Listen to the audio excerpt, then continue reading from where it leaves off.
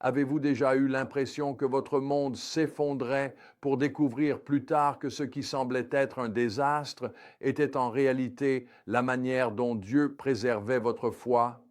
Le passage d'aujourd'hui révèle une vérité surprenante à travers le siège de Jérusalem. Parfois, ce qui ressemble au jugement de Dieu peut en réalité être sa protection, et ce qui paraît être sa faveur pourrait être le chemin vers la destruction.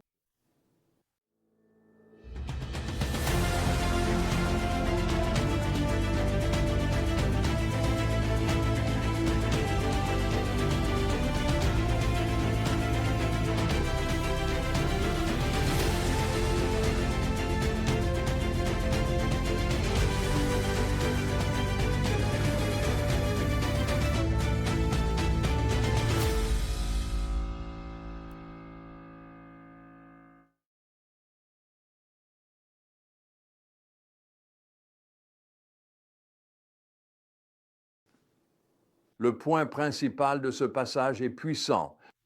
La préoccupation première de Dieu n'est pas notre confort, mais notre caractère. Il veut un peuple qui le connaisse vraiment, l'aime et marche avec lui, même si cela signifie traverser des moments difficiles pour développer cette relation. Cette vérité se dévoile à travers les événements dramatiques du siège de Jérusalem et la vision prophétique de 2 paniers de figues. L'histoire commence avec les derniers jours d'indépendance de Jérusalem. Nabuchodonosor attaque, emmenant le roi Joachim à Babylone enchaîné de bronze. Son fils Joachim lui succède, mais ne règne que 3 mois avant d'être lui aussi emmené à Babylone avec les trésors de la ville et ses habitants les plus compétents. 10 000 exilés, dont des officiers, des soldats, des artisans et des ouvriers qualifiés, sont forcés de quitter leur patrie. Au cœur de cette crise, Dieu donne à Jérémie 2 puissantes leçons par l'objet. D'abord, il y a la ceinture de lin que Dieu ordonne à Jérémie de cacher dans les rochers jusqu'à ce qu'elle soit abîmée. Dieu dit, de la même manière, je détruirai l'orgueil de Juda et le grand orgueil de Jérusalem. L'orgueil les avait rendus inutiles au dessein de Dieu, tout comme la ceinture abîmée. Mais c'est la seconde leçon par l'objet qui révèle la perspective surprenante de Dieu sur ces événements. Dieu montre à Jérémie 2 paniers de figues, l'un rempli de bonnes figues, l'autre de figues, tellement mauvaises qu'elles ne pouvaient pas être mangées. Les bonnes figues, dit Dieu, représentent les exilés emmenés à Babylone. Les mauvaises figues représentent ceux qui sont restés à Jérusalem et en Égypte. Cela a dû sembler à l'envers pour tout le monde à l'époque. Sûrement, ceux qui étaient emmenés en captivité étaient punis, tandis que ceux qui étaient autorisés à rester étaient bénis. Mais la vision de Dieu était différente. Il dit des exilés, mes yeux veilleront sur eux pour leur bien, et je les ramènerai dans ce pays. Je les bâtirai et je ne les détruirai pas. Je les planterai et je ne les arracherai pas. Je leur donnerai un cœur pour me connaître. Ce qui ressemblait à une punition était en réalité une préservation.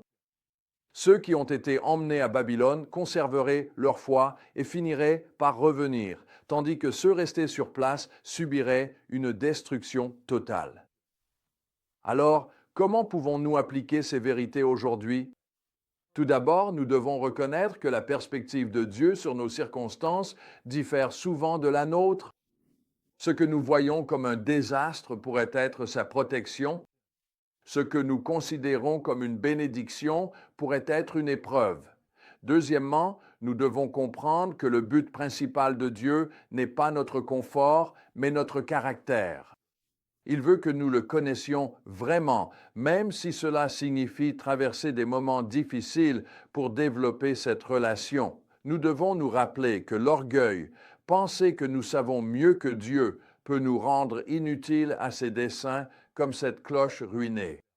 Enfin, nous devons demander à Dieu un cœur renouvelé, un cœur qui le connaît, qui l'aime et marche avec lui. C'est ce qu'il veut pour nous plus que toute autre chose. Et c'est pour cela qu'il est prêt à faire de grands efforts pour nous l'offrir. Le siège de Jérusalem nous rappelle que les voies de Dieu nous surprennent souvent. Il se soucie davantage de notre condition spirituelle que de nos circonstances physiques. Que vous soyez confronté à ce qui ressemble à un exil ou que vous profitiez d'une sécurité apparente, la question ne concerne pas votre situation, mais votre cœur. Développez-vous une connaissance plus profonde de Dieu à travers vos circonstances? Laissez-vous Dieu forger votre caractère, même à travers les difficultés? Car au final, ce qui compte le plus pour lui, c'est d'avoir un peuple qui le connaît vraiment, l'aime et marche avec lui, quelles que soient ses circonstances. Alors, face aux défis de la vie, souvenez-vous de ceci. Le désir de Dieu est de vous restaurer, non de vous détruire. Même au milieu du chaos, il agit pour vous ramener à lui. Lui ferez-vous confiance? Vous tournerez-vous vers lui de tout votre cœur? Le choix vous appartient. Mais sachez ceci, Dieu attend, prêt à vous donner un cœur nouveau et un nouveau départ.